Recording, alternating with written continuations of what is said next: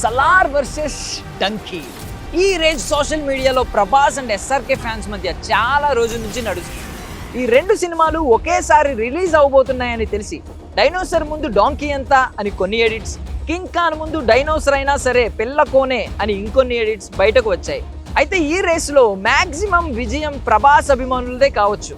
ఎందుకంటే సలార్ సినిమాకు వచ్చే అంత బజ్ డంకీకి లేదు కాబట్టి. కానీ సలార్ అండ్ డంకీ సినిమాలకు పోటీ పెట్టలేం.